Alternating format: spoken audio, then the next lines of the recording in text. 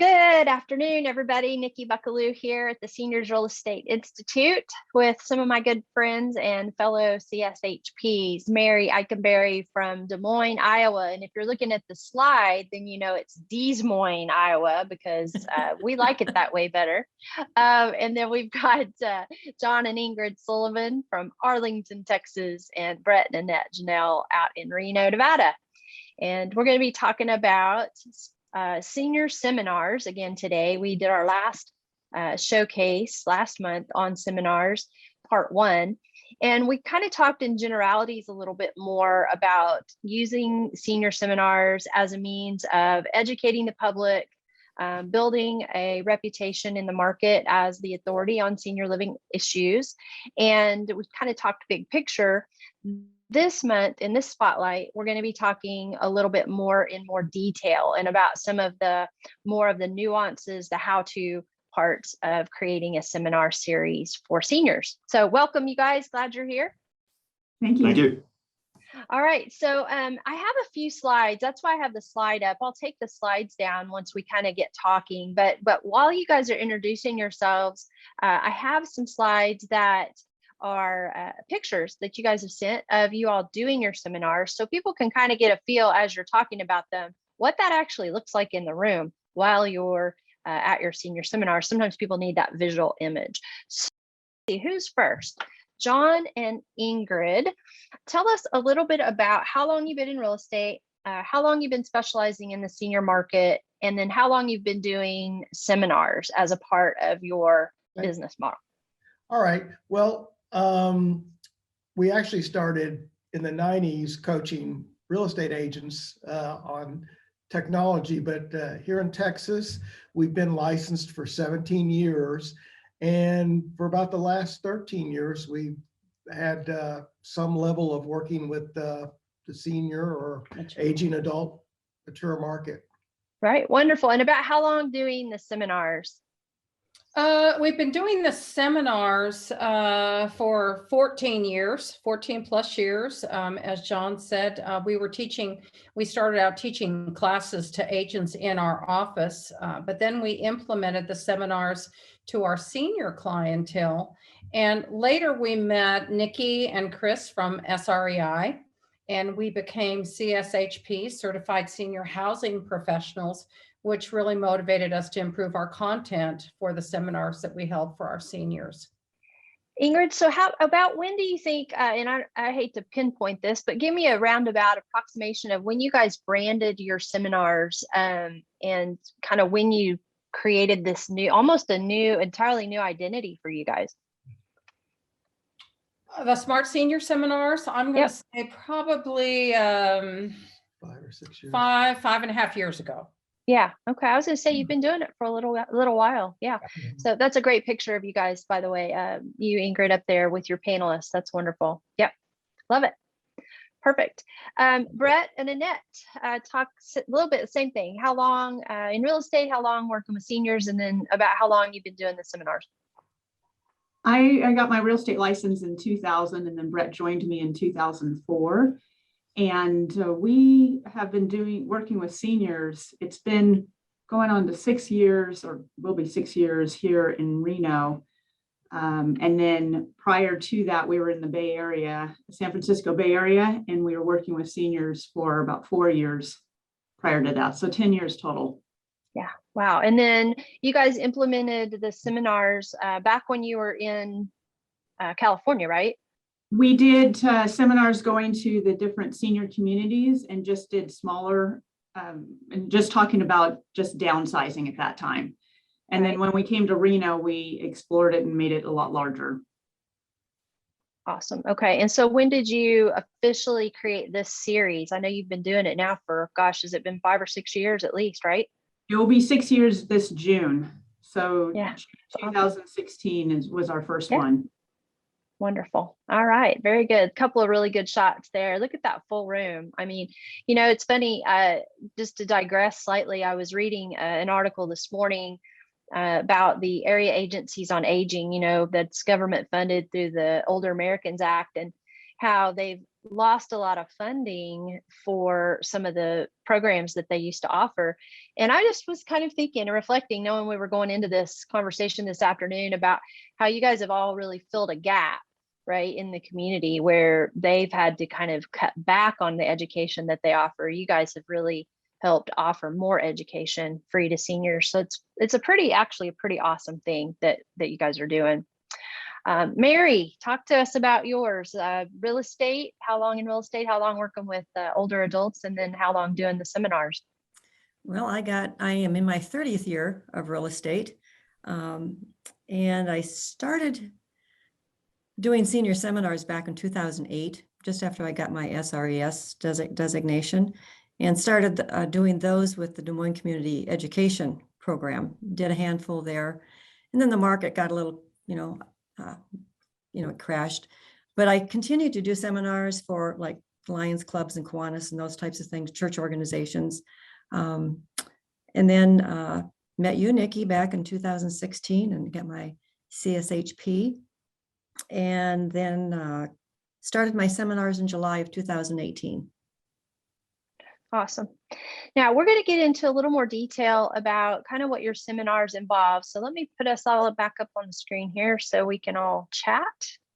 And then I'm going to ask a few questions of you all. And then if the audience has questions that they would like to have answered, feel free, you guys, to type them into the chat. And we will do our best to answer them based on time. And so let's get started with, talk to me a little bit about what your current seminar initiative looks like. Like, how many people attend now, and how do you offer them? Are they live? Are they virtual? Are they both? Just kind of give us a snapshot of how your seminars look and the number of people that attend. So Brett and Annette, I'll start with you guys.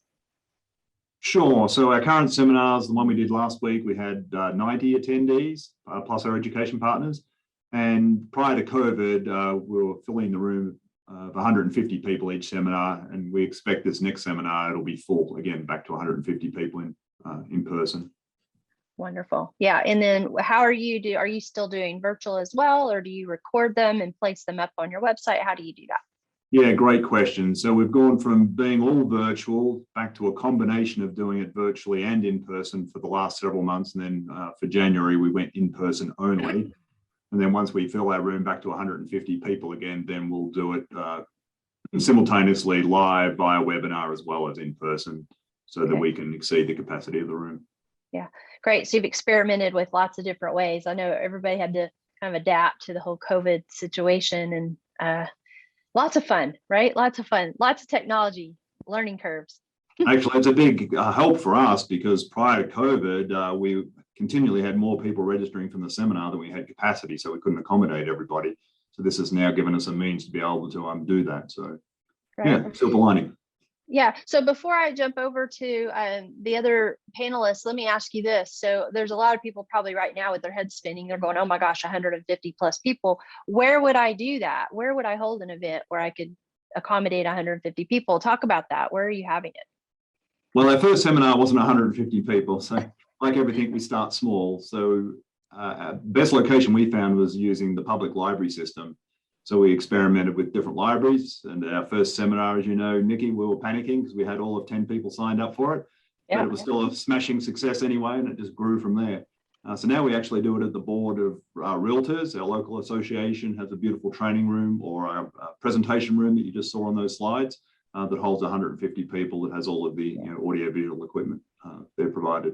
The key things that we have been looking at for a venue is a flat parking lot, and when they get to the door, that the access to the room is close by as well.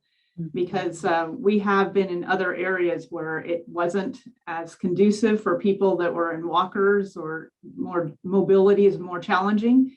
And so we've just learned that this building, it meets all of those needs. And so now that we can do virtual too, we can expand our audience. Wonderful. Yeah, I love it. John, what about you and Ingrid? How about give us a snapshot of what your seminars look like, about how many people, and how you're hosting them. Well, we do them once a month. This year, we're doing it at 2 different locations. one to accommodate people in Dallas, and then we've been doing it in Arlington for a number of years.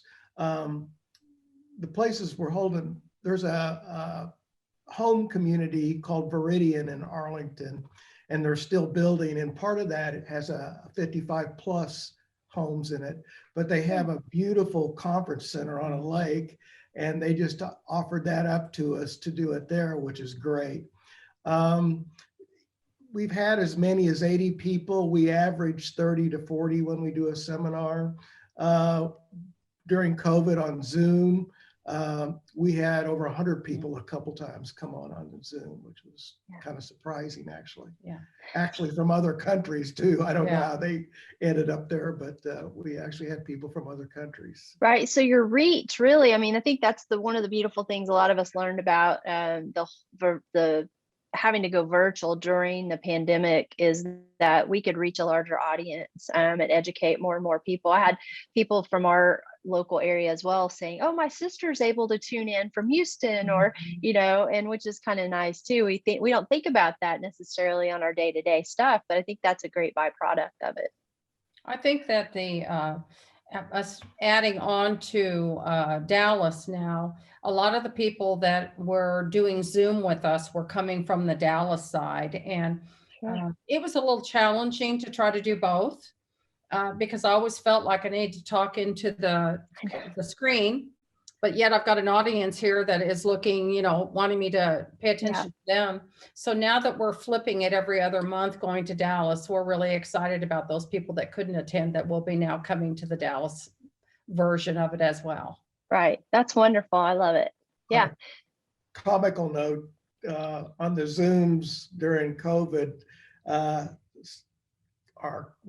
Debbie, our assistant, wrote how to use a little guide on how to use Zoom and stuff. And some of them were on their phone and you were looking up their nose and stuff. So you had to keep from getting distracted looking at some of the attendees. Or make sure and tell them, don't stand up now unless you're fully clothed. Right. Yeah. Oh yeah. The Zoom bloopers are hilarious all over the place. Every venue you look at has some version of their bloopers. Yeah, it's great. Mary, how about you? What is the snapshot of how your seminars look currently? I do them the third Thursday of every month from 10 to 11:30, and we hold them at the Johnston Lions Club. And it has pretty much all the criteria that that all of us look for: the nice flat parking lot, zero entry. It's easy to get into. It's easy to find. It's right off of a major street here in town. AV leaves a little bit to be desired, but I've been there. Let's see, went there in 2019. So this is the fourth year there, and it seems to be working well for people. We have a lot of room that we can expand into. We've got extra space for the education partners that are there. So it's been working out very well from that standpoint.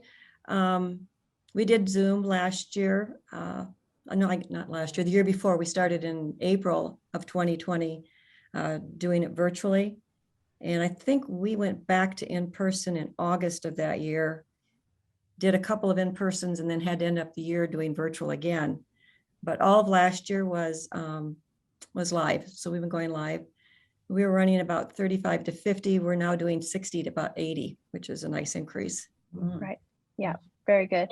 Yeah. So I want to talk a little bit about just what advice you would give people about marketing. Like Brett, you talked about starting small and that it grew and got bigger. And I know all of you do it a little bit differently. So this will be interesting to hear kind of what everybody's strategies are. If you were talking to someone brand new thinking, okay, I'm going to go out and I'm going to do these seminars, what are some ways they would market them so that they get people in the seats? Brett? I think starting off with inexpensive ways would be my advice. So getting education partners as part of the seminar series, because they can help with leverage in terms of inviting the people they know as well as you inviting people. One that worked well for us was like little flyers, tear sheets that we put up in coffee shops and supermarkets, low expense. I'm just hanging those up, and then people would find those and attend the seminars. What else was low cost? I think those were the word of mouth but Word of mouth, in the yeah. very beginning, we did the newspaper too. Yeah, so on the more expensive end, yeah, Yeah. newspaper articles worked really well, but it's I more of a- remember that conversation too, when you guys were first starting out and you had really great success with the first couple of seminars, and you're like, okay, we're ready to go bigger. And, the whole idea of spending a fairly significant amount on advertising was kind of scary at first. Yeah. Yeah, for sure. I would say that the newspaper, because their distribution has closed, it's gotten smaller, and their prices haven't necessarily gone down to reflect that. So we don't depend on the newspaper as much now, I think. Right. And what's kind of nice is that our audience is more online because of Zoom. Right. Taking advantage of just online marketing as well. And actually, the one of the best ones is asking the audience to bring along a guest for the next month. So I think last month we had like 10, 12 people that were just guests of someone else. And then you ask them to bring someone else. So it just kind of naturally grows. The other thing that we've been doing is we've been marketing to 55 plus communities. And so we make sure that it has the Retired Living Truth series, our seminar series, on the postcards. And we've been getting new people coming from those as well. Wonderful. So direct marketing to a geographic farm. Great. Okay, wonderful. Ingrid, how about you and John? What is your best marketing strategies so far? Well, we started out obviously word of mouth and through some of the communities that we work with. We have a 60 plus magazine that we work with that's a sponsor of ours that does a lot of marketing for us. Like Brett said, through the education partners, they love being called that versus sponsors. I know, right? Isn't that great? It feels really good. Great change. And then we send out postcards, and oddly enough, we chose to do 1 year without the newspaper, thinking, nobody really reads the newspaper anymore. But the newspaper wanted us back. They gave us a special deal. And what we found is several of the people that are coming to our seminars still read the newspaper. So that's worked out well for us too. Good. If I had any advice about the newspaper, just to segue into that for a second, is negotiate with them. Like they're going to give you a rate and tell you what it is. And just like anything, it's negotiable. And so, always, and if you've done it for a year and you're thinking about pulling back, see if they'll give you a better rate to keep you on. So yeah, for sure. If you're going to do that kind of advertising. Good. Mary, how about you? How are you getting the word out about your seminars? Well, when I first started, it was word of mouth, emails through my sphere of influence. And then I started advertising in the City View magazine. It's a monthly, it's like 14 by 14 inches, a large magazine, glossy, that gets dropped at, restaurants and grocery stores and that type of thing. And when I talked with the gal and she said, "Oh, you'll be surprised." And I said, "For this amount of money, I better be surprised." And I really was. I mean, when I look at the people that come to the seminars that aren't coming from my sphere of influence or have been previous attendees, that's where they're coming from. It's been money well spent. Yeah. So our newspaper, I did the newspaper last year, and it was really, really very disappointing. I mean, literally a handful of attendees came from our newspaper ad. Every market's a little different. And I think that's, if anybody took away anything from that conversation, it's that you have to do a little testing in your market, right? Where are people showing up? Where do they look for their education? Where do they look for information? It's going to be different everywhere. Yeah. Wonderful. Okay. So let's talk a little bit about panelists. I know one of the challenges that a lot of people have when they first start thinking about this initiative is, oh my gosh, I'm not a public speaker. I'm terrified of either getting up there and, not knowing what to say, or maybe they want to do a topic that's legal or financial or something that's not their wheelhouse. So how do you go about getting people to speak on topics? And of course, we all call them panelists, right? Because we usually typically have panels. So how do you get these folks? Where do they come from? And how do you approach somebody about being on a panel? We belong to, and we have for several years, senior healthcare networking group. And so a lot of times we'll reach out to that group and choose someone based on our topic from that group. When it comes to them being somewhat gun shy or camera shy, or however we want to say that, we try to set it up so that we tell them they're going to be our experts so that they feel really special. And we ask them, what are the top 10 questions that people ask you when you receive a phone call from them? So it's something easy for them to think about. And then we take and mesh the top 10 questions that they give with the top 10 questions that somebody else gives. And then we build a script for them. And as the moderator, I am directing them through the questions where they already know the answers to, but we practice a little bit with them ahead of time and just try to make it something really, really fun for them. And so far it's worked out okay. Also, some of our educational partners make good panelists too, because we have some attorneys that have been with us for a number of years, and they're great for certain topics we do. For a while, we had a lady from Dignity Memorial, and she was a great panelist for some of our topics. So that works nice too when you can create panelists from education partners too. Yeah. If I could just add to that, the one that we just did last week, which was living longer through health and eating right. We asked somebody that was a swimming instructor that we take swimming classes from 3 days a week. And I asked her if she would consider being an expert panelist. And she was thrilled to do that. And then I threw in and I said, for fun, what do you think about getting people up and moving around a little bit? And oh my gosh, she was really excited in that. And our audience just loved it. It was fun. That's awesome. Yeah, I wish I had that picture up because those were great pictures. We featured them in our newsletter this last week. So yeah, very good. Mary, talk a little bit about panelists. How do you get good panelists? How do you approach them? And how do you know who to choose? Mine has kind of evolved. I was very fortunate when I started doing the seminars. I had, kind of like Ingrid and John, belonged to a networking group called the Central Iowa Senior Education Network, and we were all about educating. And there were 12 of us, and we developed the Senior Life Conference that we held once a year. Haven't done it the last 2 years because of COVID, but we'd had about 500 people show up. So between the 12 of us, I got really well acquainted with other people in the senior fields. When I decided to start doing seminars on my own, that was the logical place to go for my first speakers. A lot of them have since become my education partners. And in visiting with them, they know people, they know, oh, Mary, maybe you ought to think about so-and-so.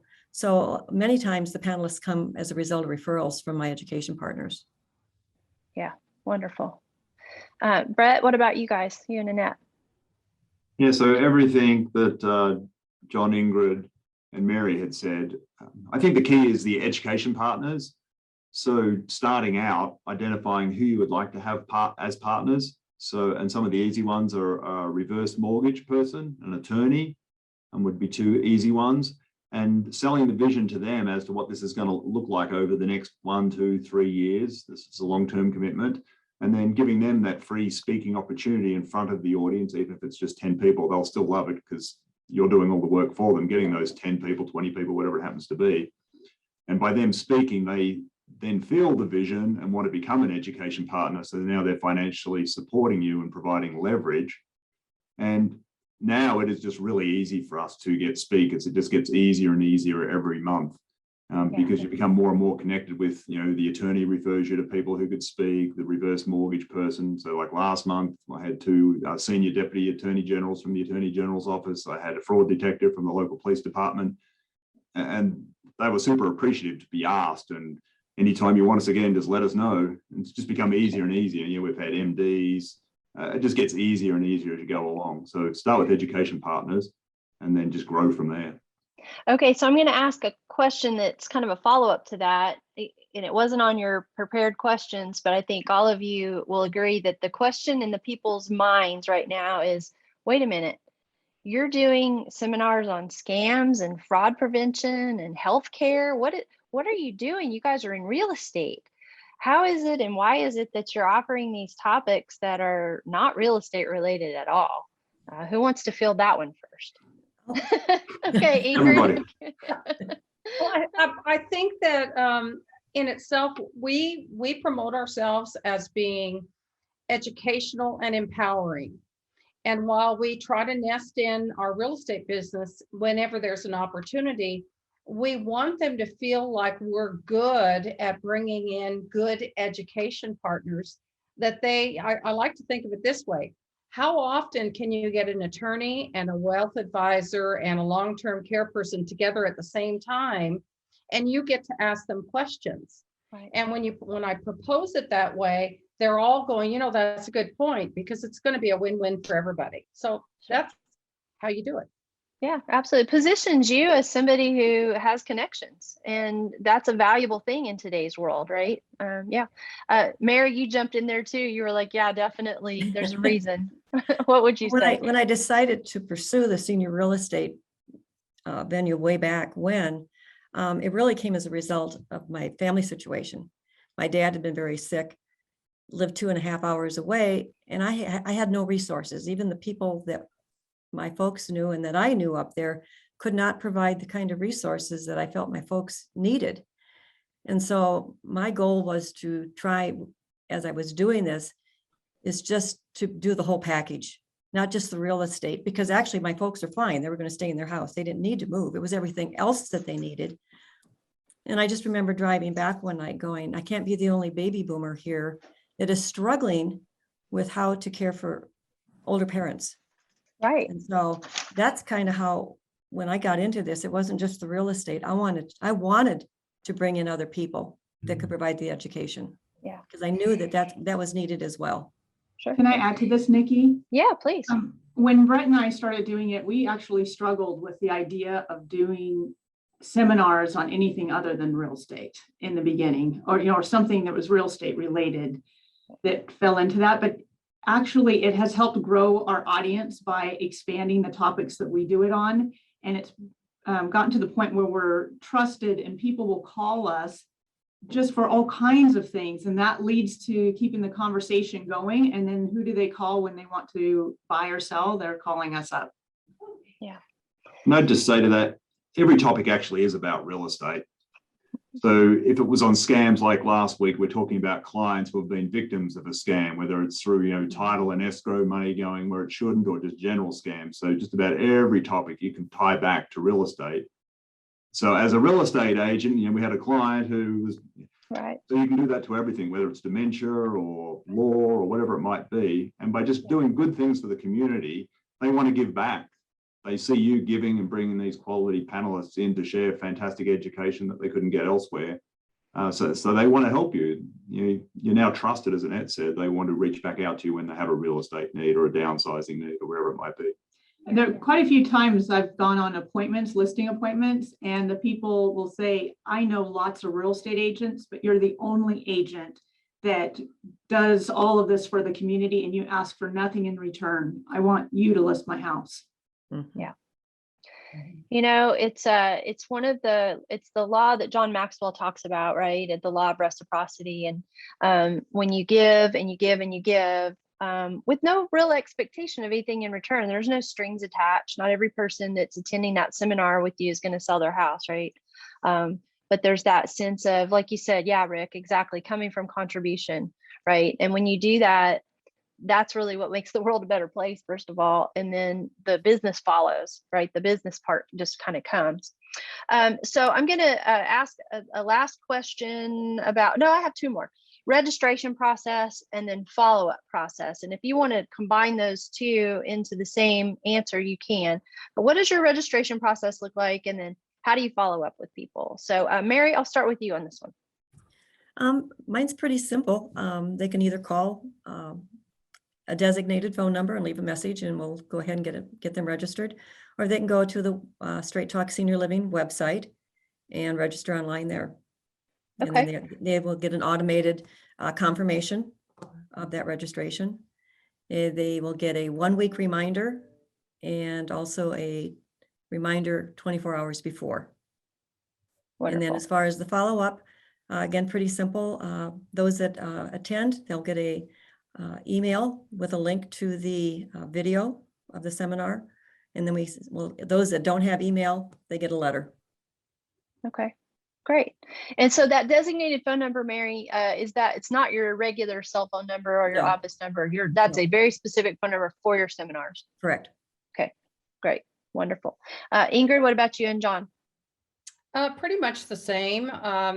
We have Eventbrite is what we use, and they can go to the link on our website and register for the seminar there through Eventbrite. Our admin sends out invitations to those that have come in the past through Eventbrite. And the whole reason we use that is that it builds our sign-in sheet so that when they come, they have that. And then we keep track of them in a really simplistic CRM called Airtable, that we have a list of everybody that's attended every single seminar.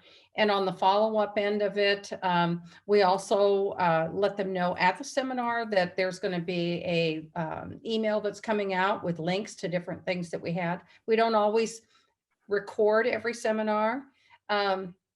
And we often do a phone call just to check in on those people that we had personally touched while we were there. And oftentimes we'll go out on a consultation afterwards to talk about the results of the seminar. Okay, all right, good. I like it. Brett, what about you guys? Everything they said. I guess my thing would be just don't get bogged down and worrying about the follow-ups. Sure, it's important, but yeah, just make a start with the seminars and you'll work it out as you go along. Yeah. And then one tip at the seminars is have a survey, a feedback form, and on there a box that people can check that they'd like to attend the next seminar, because that'll already help you fill the next seminar. So it kind of builds on itself, and just remember to ask them to bring someone else along and let them know how to get that other person registered. And then it just compounds over time. Yeah. Now I'm going to ask a question. It may seem obvious to me, but I don't know if it's obvious to the audience, but this sounds like a lot of work. You guys put a lot of time and energy and effort into putting these on. You spend money, you invest in these. Are they worthwhile? Obviously they are, that's why you keep doing them, but in what way are they worthwhile? I'll kind of wrap up with that. If other people have questions, feel free to type those in. Mary, what would you say to that? Is it worthwhile? Absolutely. It's funny because the real estate results is such a small goal of mine anymore. I just enjoy teaching the people and seeing that their gratitude. They're so thankful to be getting the information. But I went back and I looked. So I've been doing these. I'm in my 5th year. And I didn't get a lot of business the first year or two, but it was starting to build. And I went back, and in 2020, 85% of my business was a direct result of my seminars, either from attendees, the education partners, referrals from people. Last year, it jumped to 88%. And I know, I've done more business since starting the seminars than I had ever dreamt that I would do. Yeah. It So totally, it's working in both ways, absolutely, personally and absolutely. professionally. Yeah. It gives, I think those of us that do the seminars, it gives us additional credibility, not only with our audience, but even with the education partners. Sure. Oh yeah, for sure. The credibility piece and the fact that you're willing to do the work and include them along with you on the journey, right? I had a lady a couple weeks ago with the senior living community that I know very well, and she's great. And she said, do you have anybody in this particular area doing seminars like you guys do? And she knows a lot of us do. And I said, well, let me look. And I looked and I said, no, it's, I don't. It's right outside Chicago. And I said, but you could learn to do them and you could lead a seminar series. And she goes, no, I want one of your people to do it and I'll just tag along. I thought, isn't that very revealing, right? Yeah. Ingrid, what about you guys? Would you say it's worthwhile? And if so, how? So I'll say this, the first couple are an effort, but I will say that for us, our whole team, it's a labor of love for us. We're excited about it. We're education driven. So we're always looking for new techniques on, what we can share and how we can deliver it. And it's been very beneficial. And like Mary, it's probably the highlight of my month. I look forward to it. Yeah. How we chose to create a business for our real estate businesses, working with aging adults, and we love it. And we put all the work in, and that's what our business is built about. Because we're 85%. different. Because you're different. Absolutely. I agree. Yeah. And Brett, you guys want to add anything our to that? Sure. Can we talk numbers? Is that helpful at all? If you'd like, absolutely. So when we're in the Bay Area, so 6 years ago, our last year there, we did $600,000 in gross commission income. And we did all the traditional ways of lead generating. So cold calling, I'd have 2 headsets on, Annette and I both 2 to 3 hours a day, cold calling, open houses, calling expireds, all the normal things we do. And it was a grind, but we made good money. So We didn't like it at all. But we didn't like it. Made good money, but it wasn't fun. So then in 2016, we relocated here to Reno, knew absolutely nobody, not a single person. So starting from zero. And we now gross more than we ever did in the Bay Area. We have fun every day. It doesn't seem like work. It's all around that one seminar pretty much a month. And that's the only form of lead generation we do. And now we have education partners, people in the community, attendees, all bringing business to us, referring business to us. And every day it's fun. So it's And unlike before, where we go away on vacation and the phone stops ringing, we can go away on vacation and the phone still rings, and our staff is able to handle it and book appointments for me. So when I come back, I have appointments. So it's not just us. We're actually have built a business, and it's not just us working in it. And it's fulfilling because the attendees are just so grateful and thankful, and so are others in the community. So it just makes you feel good, every time you do it. Yeah. It's fun. The other day, everybody has the comedy or the comedian in their group, I'm sure, right? At their area, that we almost all have somebody that's who they are. And we have Paul, and Paul comes up at the beginning of every seminar and he walks up and he goes, "Okay, are you ready?" I'm like, "I'm ready."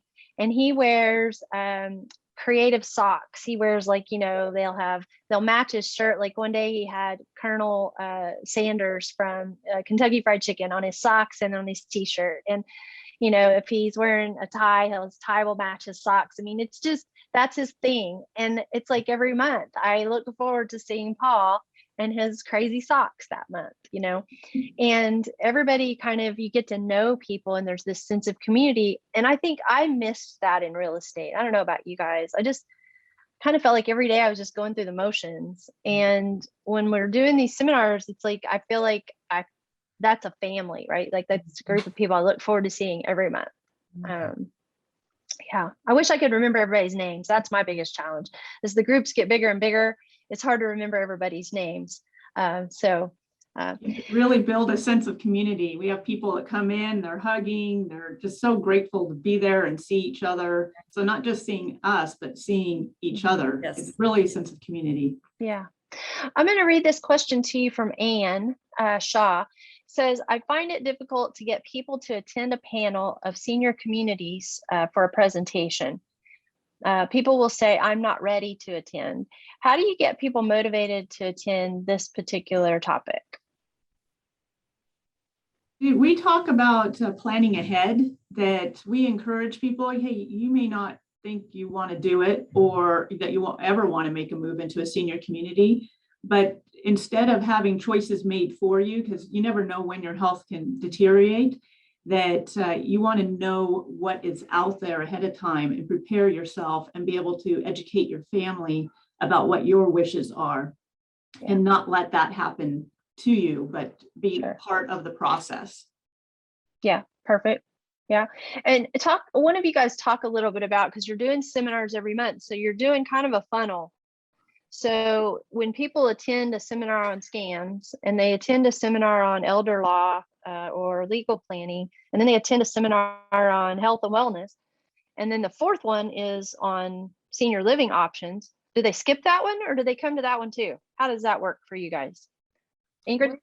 We found that if we kind of plan it out mindset wise, it all starts with money, planning for your future. Sure. And they get value from that. And before we know it, at the end, they're signing up for all the rest of them, because we've kind of built them on a way that they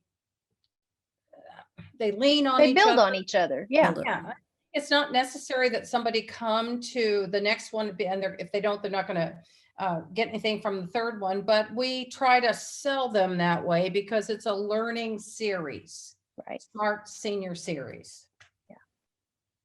Anything you guys would add to that, or is that pretty well sums it up, doesn't it? Yeah. Yeah, I think so. I would say to Ann, it is, if anybody is out there doing just a singular seminar here and there, and they're trying to get people to come to it on senior living options, you may struggle with getting people there. But what happens is I've had people come to the same senior living options topic maybe 5-6 times. And when they come, I say, now you've heard this before. Why are you here? And they'll say, because I learned something new every time. And some of them will tell you that I'll say, what do you want to learn today before it starts? What do you want to learn? And they're like, what's today's topic? They don't even know what the topic is. They're coming every month, no matter what the topic is. They know they're going to learn something. They're going to be better off for it. That's right. Yeah. John, what did you say? It's a social thing for them too. They get It to is. socially engage with their peers too. Right. Absolutely. Yep. So the last question, and I promise I didn't ask her to ask this, Lindy Muse says, did everyone start with Nikki's lecture series? My fear is getting started. Well, there you go. There's the perfect opportunity to do a shameless plug for SREI. But what would you guys say to Lindy about getting started? I think using your series is wonderful, although my very first one was one that I had done many times, and I thought I'm going to start with something that I'm really comfortable with. I know the topic, and get those nerves out of the way and work with that. But after that, I went with your lecture series and just asked the same questions that you had in there and just followed it. You just followed the path, the model. Yep. Yeah. Yeah. Now, Ingrid, I know you guys had been doing it long before I came along with the Ultimate Senior Living Seminar Solution. What would you say to Lindy about getting started? Well, I like what Mary just said. Start with something that you're comfortable with, because that's going to encourage you to do more. For us, while we have different topics that aren't the exact same topics that the Senior Living Truth series has, we look at what those are and we make it our own, but still use that mindset. Yeah, you customize it. And that's what the seminar series that we have for SREI should be that way. You make it work for you, use it as a template. Yeah. Right. Good. Brett, what about you and Annette? When we first started out, we literally just looked at your videos, took your questions and followed exactly what you did until we got comfortable enough that we came up with our own topics. But in the beginning, I mean, we would call you up and go, what are your next topics? Put them out there. And then we'd watch your videos, and yeah, it was step by step, just doing exactly what you did. And now we are on our own. I mean, yeah. We still follow you, but not. Well, but in the beginning, I mean, in all fairness, we didn't have a product, right? There was no product. And so you guys would call me and say, okay, what is your next seminar? Because we're planning ours, and we'd talk about what we were doing. And sometimes you'd call me and say, what did you just do? And I'd say, no, don't do that one. Do this one. You know, so I guess to add context for that, for people watching, though, you're our coach. So you are. That's true. Yeah. I was you're developing the system. We're all kind of following along. But I'd go back one before that, because we did do one-off seminars, which anyone can do, but I think that's less effective. If you want to make this your lead generation pillar model, then yeah, it's a seminar series in a box that has all of the moving parts that you need to know, and you're not trying to work it out. So whether it's the follow-up, how to get people there, the ads to run, the flow of the day, how to moderate a panel, it's everything in a box. It's a blueprint on how to successfully do a series, not just one seminar, but many seminars. I think there's 12, 16, 18 topics. So you're good for the next couple of years. And by then you'll have the experience to work out, as Ingrid and John said, to start experimenting with it. But just follow the proven model. It works. Don't go reinventing the wheel. Yeah. Yeah. I think there's actually more than 20 up there now. And, I think what's interesting is once this is our 7th year of doing it formally, once you've been doing it for a little while, you get your own flow and you kind of figure out what is your audience looking for, because it's not about offering what I want to offer. It's about offering what they need and what they're saying their issues are, and what are the challenges that you're seeing, what's in the newspaper, all of that. So, guys, I just want to close with this thought. Again, what I started with is that what you all are doing, and all those people out there across the country that are doing with these educational programs, it's a community service. And yes, you have a business on the side of that that is profitable and doing well. But at the end of the day, if you were to put down your real estate hat and say, I'm not going to sell real estate anymore, that seminar series is something that can live on forever, and can be passed on to others if you choose not to do it, because it's powerful, and people are so appreciative, like you said. So maybe one of these days we'll see the Area Agency on Aging adopt your seminar series and make it theirs, right? And I don't know, I had a big vision for that this morning. I thought, oh my gosh, what if the area agencies on aging in every market were to say, you know what, we're going to fund your seminar series because you're doing such an amazing job, right? So get ready for the next big expansion project. Brett, you know how I am, so you never know where that'll go. All right, guys, thank you so much. We're going to say goodbye to our attendees. Thank you all for being here.